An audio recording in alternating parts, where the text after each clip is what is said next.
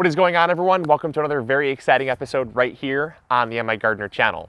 In today's episode, I'm going to share with you what you can do when everything seems to be going wrong. We had a polar vortex that a lot of you have experienced, and the reason why I'm filming this video is a lot of you experienced this polar vortex where as far down as Kentucky saw freezing weather, and we got hit pretty much with the brunt of it. I mean, we were right in the center of the polar vortex. It got down to 25 degrees for a low, and we had about an inch of snow on the ground. This broke pretty much all of the records that we had for the month of May. And our inbox went from empty to over 100 emails, pretty much all in regards to, Luke, I feel like giving up. I feel like throwing in the towel. I lost all my plants. I planted out my garden because my last frost date said it was April 20th, but we got this huge polar vortex and killed all my plants. I lost all this time, I lost all this money, and I really don't feel like planting a garden anymore. And here's the sad reality, is that because of all of the recent events that have happened with the pandemic, a lot of you have started gardens for the first time. A lot of you have not had the experience of losing your plants. You know, a lot of you just think, well, I'm just gonna plant a garden, everything will be peaches and rainbows. But that's not the reality. And this was a hard taste of reality for a lot of people. And that it's that you can't control Mother Nature and things do go wrong. And so I decided to come out here because I'm human and I do get frustrated with the things that get me down. I do get frustrated when things don't seem to go my way because I'm human. And that's the first thing you need to accept, is that you are human and you can have these emotions. But when you're given the option to either give into the emotion or change your outlook, you should always try to assess what is best for your health, what is best for just your overall well-being, and what's going to be the most positive and conducive for success. You know, if you think that kicking and stomping your feet on the ground and cursing and swearing because you lost all your plants is going to be good for your health, I would say, I'm not a doctor, but I would say you're probably looking at it wrong. You know, what we can do is we can say, well, here's what we know. We lost our plants. We had a huge setback. The weather did not work in our favor. And what can we do? Well, because we're in a state of cool weather right now, instead of planting warm weather crops, let's plant some cool weather crops. And so that's what I decided to come outside and do today, was plant some more cool weather crops. Actually, I've been reserving these plants for our patio garden, but because I lost all my beans, I lost a whole bed of beans. I planted them about 4 weeks ago. They were beautiful. They were so ready to grow. And I knew I was pressing the limits. I knew I was being really aggressive with my planting times, but I wanted to get the garden started sooner so that I could see a return on my investment sooner and get some food on my table a lot sooner. But I knew that I was being aggressive and I lost them. And that's the reality. I can't bring them back from the dead, and I can't change what's happened, so let's just move forward. So we're gonna be planting a whole bunch of absolutely beautiful salad greens. Check this out. This absolutely stunning flat of salad greens has some Bronze Guard, some Paris Island Cost lettuce. It's got some Tango, our all-time favorite lettuce there. It's got some red sales, some super red romaine. It's got some oak leaf. I mean, this thing is just chock full of amazing different types of salad greens here. I'm really excited about this. So I wanted to share with you, come outside today and talk about this because it's so relevant to everything that I'm going through. You know, my season has not been going well, but it's all in how you wake up. It's all in how you look at the day that really can change the course of not only your day, but your future growing season. You know, if I were just to say, well, screw it, I'm throwing in the towel, things aren't going my way, you have a 0% chance of success. If you quit, there's no chance to succeed. But if you just, if you pull up your pants and say, here's what I can do to control, here's what I can control, which are my actions and my emotions. That is what can actually set you up for success, to really just get you going in the right direction. The rest will follow.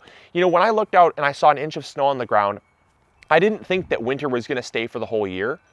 As soon as I saw the snow starting to melt, I realized, well, I already knew, but in my head, that sense of the snow melting reminded me that this was a blip. This was a very rare event. This is definitely inclement. It's definitely not what you'd consider like seasonal weather that's normal for this time of year. So this little blip that set us back is not going to continue to set us back for the whole season. The next thing that you can do is you can prevent the negativity from spreading by not telling other people. This is something that I really see a lot of people doing, especially with the help of social media. Negativity is like a virus. Negativity is like this thing that when you allow it to infect you, you can infect other people with how you go about your day and how you talk and how you speak and just, like I said, your mentality. So the second thing you can do when things are going wrong is keep it to yourself until you can find a better state of mind, because it's only going to create this massive snowball of negativity around you that is then going to consume your whole life. And you don't want that. And then the third thing, and the final thing that you can do before we get these plants in the ground and get them growing, is you can try to dwell on, like I said, you can try to dwell on the negativity. But the thing I find so often is just changing my focus. You know, a good example of this is I might want to plant tomatoes. I might want to get them in the ground, but if I just focus on the fact that I can't plant tomatoes, I lose focus on what I can plant, which are my cool weather crops. And that's what we're doing today. Like I said, my lettuce, my spinach, my arugula, my cilantro, my cool weather crops that they don't mind the cool weather. It actually sometimes can be such a distraction to focus on what you can't be doing or what is going wrong that it distracts you. So finding things that kind of pull your focus away from the stuff that's wrong. It doesn't mean that things are just immediately going to go right, but it can help to draw your attention away, because so often negativity is what is just the biggest elephant in the room. It's right in front of you. And sometimes the thing that brings the most hope is this tiny little grain of salt next to this giant elephant. And if you focus on that little grain of salt, you focus so hard on that little grain of salt that everything else kind of just fades out of your peripheral vision. Even though the object is so big, you're so focused on that tiny little thing. And that's something that a lot of people, a lot of my mentors in life have taught me, is that you can have something so massive going wrong, but if you hyper focus on something that you can control, you're going to immediately change the whole outlook of your day and the future as well. So take that for what it's worth. So I'm going to get back here. I'm going to plant this lettuce. Don't give up hope. Don't give up your garden. I know that it's frustrating. I know that it's so annoying to see snow in May. I get it. I completely understand. We've been through it as well. But stay optimistic with me. We're going to get through it together. All right, let's get this lettuce planted.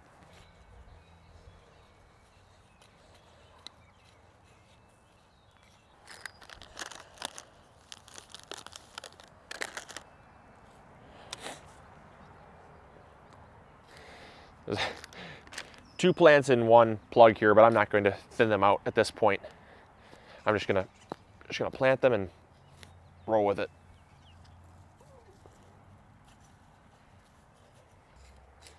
Now I am spacing these out quite a bit more than I do my normal salad greens, and that's because normally I direct sow from seed. However, because these are already fully mature, well, not fully mature, but these are full-size plants, seedlings that I'm moving out, I'm actually going to be using these for whole head lettuce.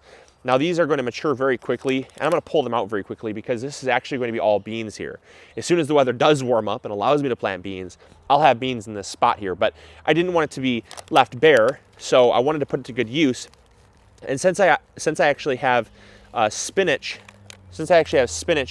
over here, I figured I might as well plant my lettuce here, because that way when I pull my lettuce out, I'm also going to be pulling my spinach out kind of around that same time. And that way I can plant a whole bed of beans, and I'm going to be maximizing my space.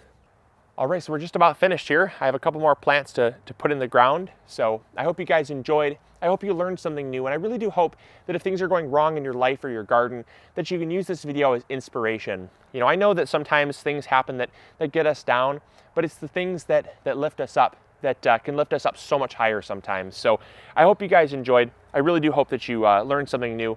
And as always, this is Luke from the MIgardener channel, reminding you to grow big or go home. We'll catch you all later. See ya. Bye.